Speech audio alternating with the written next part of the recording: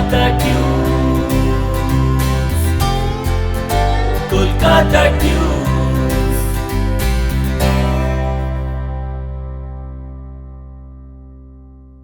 ধূমপান স্বাস্থ্যের পক্ষে ক্ষতিকর, ইহা ক্যান্সারের কারণ। মদ্যপান স্বাস্থ্যের পক্ষে ক্ষতিকর।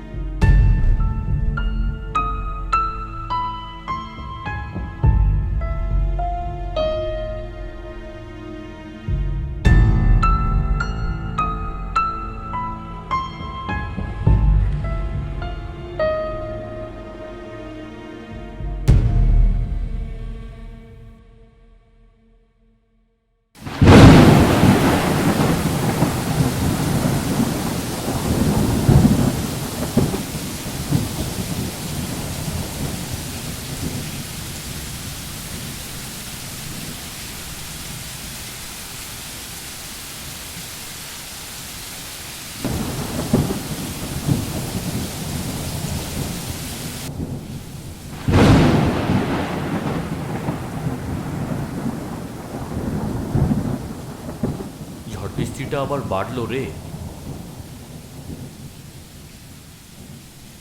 আচ্ছা দাদা, তোমার তো অনেক জায়গায় ঘোরার অভিজ্ঞতা আছে, একটা জমিয়ে ভূতের গল্প বলো দেখি। শুনবি? আচ্ছা, এ রতন, একটা বিড়ি দে তো।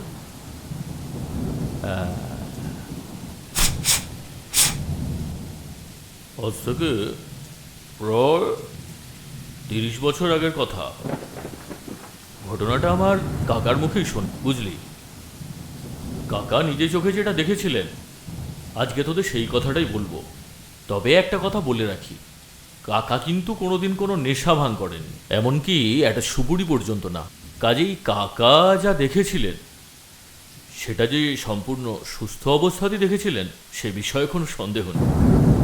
তো সেই ঘটনাটাই এখন বলি, বিশ্বাস করা না করাটা তোদের ব্যাপার। আমার মেজো কাকা ছিলেন 8-10খানা গ্রামের মধ্যে একজন নামকরা ডাক্তার, মানে যাকে বলে এক কথায় ধন্বন্তরী।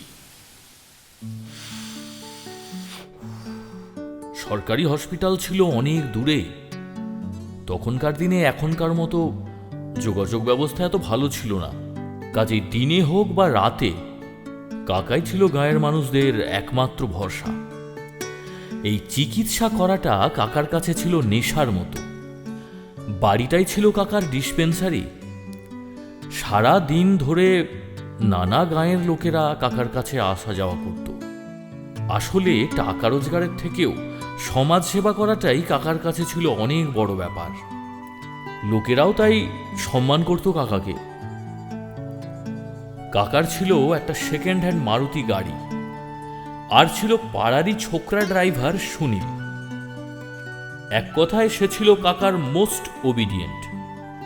একবার ডাক দিলেই বাধ্য ছেলের মতো সে বেরিয়ে পড়ত। দিনে বা রাতে তার কোনো বিরক্তি ছিল না। সুনীলকে সঙ্গে নিয়ে কাকা চলে যেতেন দূর দূরান্তের কলের রোগী দেখতে। গাঁয়ের লোকেরাও সে কথা জানত, তাই বাড়িতে কেউ অসুস্থ হলেই তারাও দাঁড়িয়ে থাকতো রাস্তার পাশে। কাকার গাড়ি দেখতে পেলেই হাত দেখিয়ে তারা কাকাকে দাঁড় করিয়ে বাড়িতে নিয়ে যেত রোগী দেখার জন্য। এতে কাকার অবশ্য কোনো বিরক্তি ছিল না, বরং গাঁয়ের গরিব মানুষগুলোর পাশে থাকতে পেরে কাকার বুকটা গর্বে ভরে উঠত। কোনো একটা রোগী অসুস্থ হয়েছে শুনলে কাকা আর ঘরে বসে থাকতে পারত না। তখনকার দিনে গ্রামের রাস্তায় এখনকার মতো এত আলো ছিল না, বেশিরভাগটাই ছিল অন্ধকার। রাস্তার পাশে ঝোপঝাড়েরও কোনো অভাব ছিল না, জনবসতিও ছিল অনেক দূরে দূরে।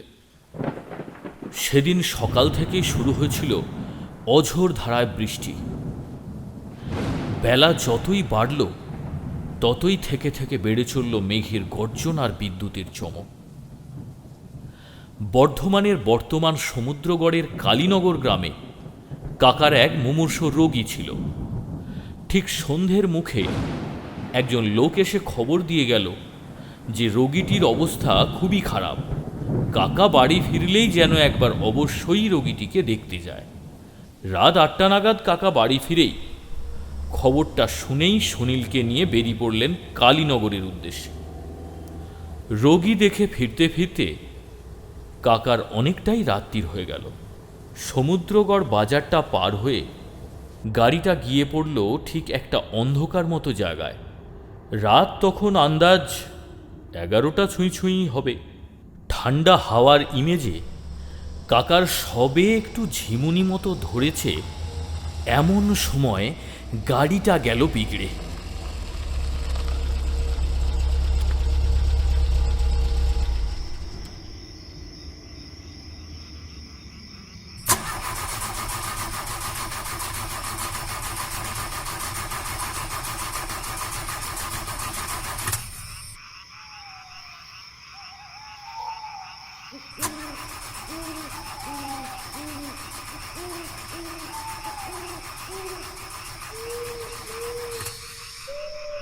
কি হলো?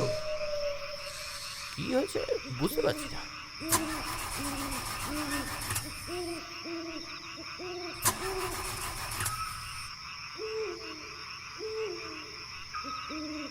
কি স্টার্ট নিচ্ছে না। তাহলে? সকালেই তো গ্যারেজ থেকে ঠিক করে আনলাম, কি হলো বুঝতে পারছি না। সামনে কি গ্যারেজ ট্যারেজ আছে? এই কাছেই একটা গ্যারেজ আছে, হেঁটে মিনিট 10 লাগবে। তাহলে আমি গাড়িতেই আছি, তুমি যাও, একটু তাড়াতাড়ি এসো। হ্যাঁ বাবু, আপনি একটু বসুন, আমি যাব আর আসবো।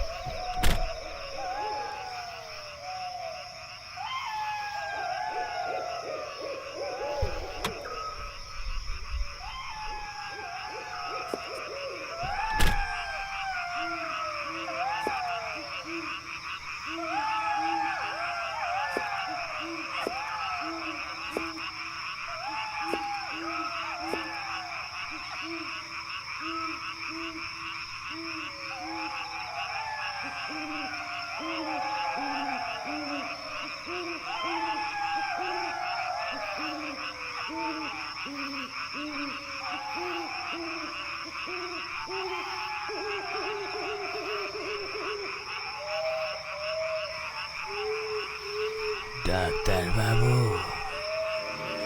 ডাক্তার বাবু, কে? এই যে ডাক্তার বাবু, এদিকে।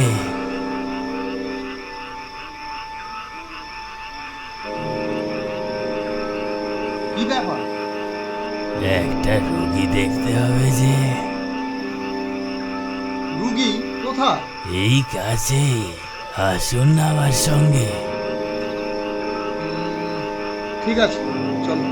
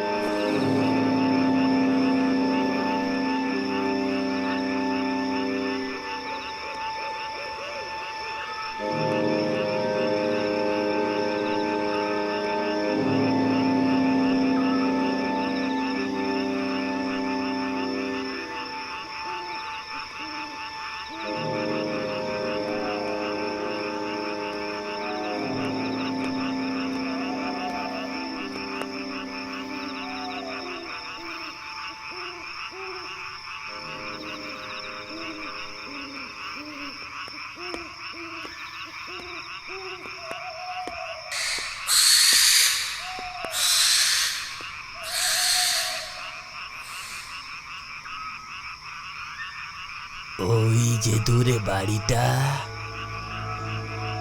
ওই বাড়ির দোতলায় রোগী আছে। সিঁড়ি দিয়ে সোজা উঠে গিয়ে ওই বাঁদিকের ঘরটায়, ওখানেই সে আছে। আপনি যান, আমি এখানেই আছি।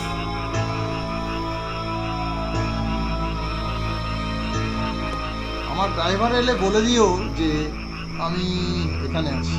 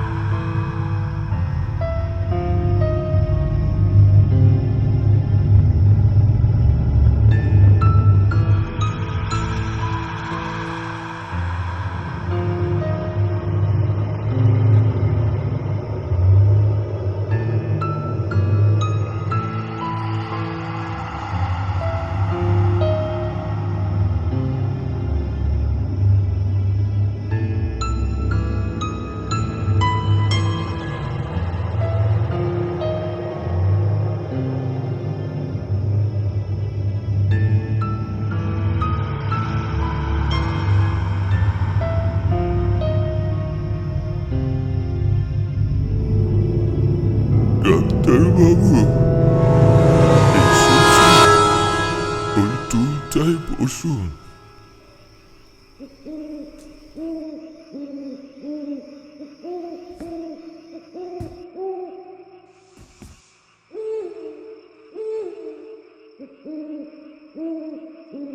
ঘরের যা অবস্থা, তাতে সুস্থ লোকও তো অসুস্থ হয়ে পড়বে।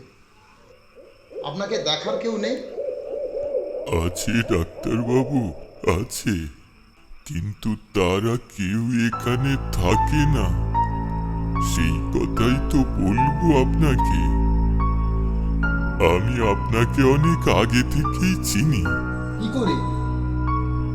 আমার স্ত্রীকে একবার আপনার কাছে দেখাতে নিয়ে গেছিল। সেও আজ আর বেঁচে নেই। যে লোকটি আমাকে আপনার কাছে নিয়ে এলো, সে কি আপনার কেউ হয়?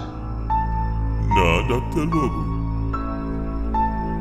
এই কদিন হলো ও আমার কাছে এসে জুটেছে।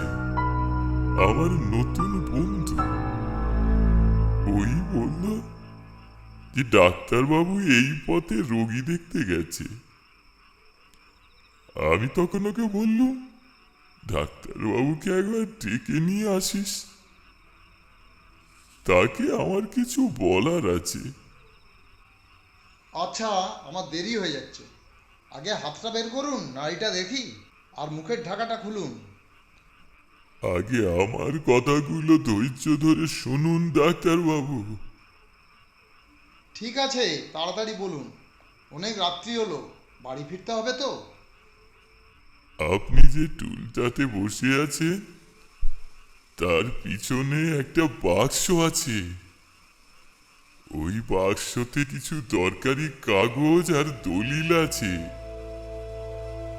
আমার ছেলে মেয়ের ঠিকানাও ওতে আছে। আপনি যদি দায়িত্ব নিয়ে ওই কাগজগুলো আমার ছেলে মেয়ের কাছে পৌঁছে দেন, আমি আপনার কাছে কৃতজ্ঞ থাকবো। দেখছি।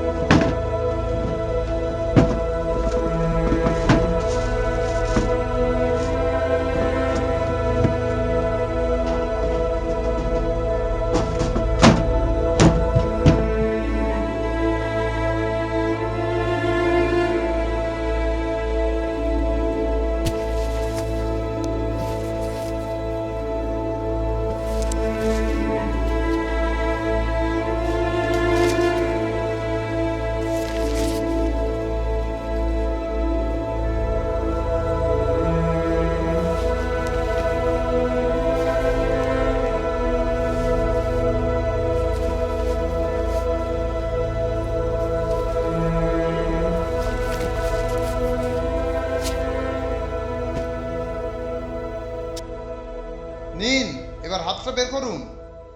কতদিন ধরে ভুগছেন?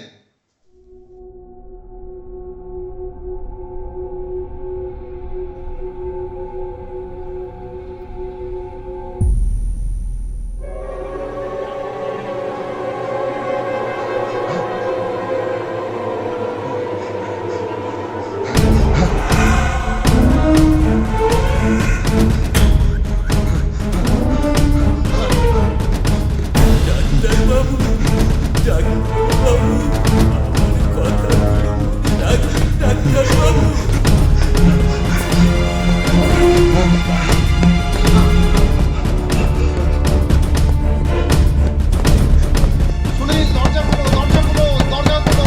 সুনীল, তাড়াতাড়ি খোলো।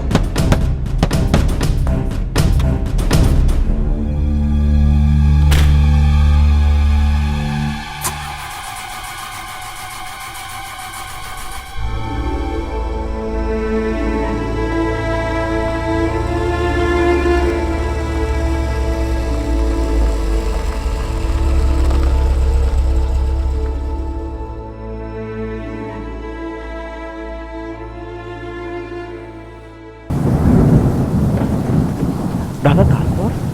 তারপর তারপর আর কি, ওই ঠিকানা ধরে কাকা ওই যে ছেলে আর মেয়ে ওদেরকে খুঁজে বার করলো, খুঁজে বার করে ওদের হাতে জমি দলিল টলিল সব দিল।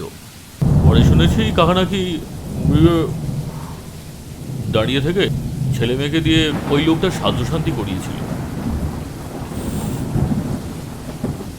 ওই গৌরীদা, হবে নাকি আরেক রাউন্ড চা? একে যাই দাদা বাবু।